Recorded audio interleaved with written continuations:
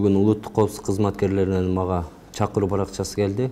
Мен барып алар менен жолугуштум. Мага башкы прокуратура кылмыш ишин козгогон тууралуу алар башкы прокуратуранын токтомун көрсөтүшүп, мындан ары тергөөнү улуттук коопсуздук кызматы алганын маалымдашты. Алардын негизинен койгон жүйөсү мен 2010-жылдагы июнь коогалаңы боюнча өзүмдүн пикиримди жазгам. Ал жерде ошо кырылган эл, ошол болгон окуя боюнча убактылуу өкмөт күнөөлүү экенин, ошол убактагы убактылуу өкмөттүн төрайымы Роза Отунбаева, анын биринчи орун басарлары Атамбаев, Текебаевдардын бул коогалаңга жоопкерчилиги бар экенин, бүгүнкү күнгө чейин ошол окуянын чоо жайы иликтенип, анын уюштуруучулары бир жазага тартылбаганынан улам.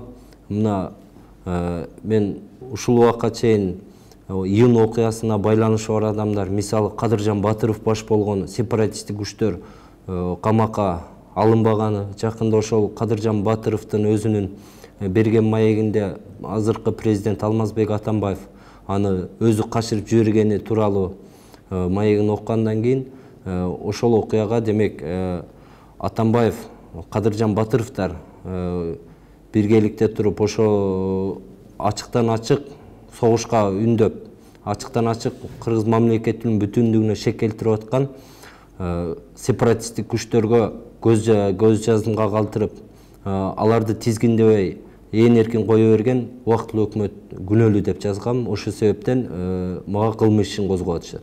Бүгүнкү бийлик саясий куугунтуктун аша чаап кеткендигин көрсөттү. Бир канча саясий ишмерлерге дагы негизсиз иш козголорду кылып жатат.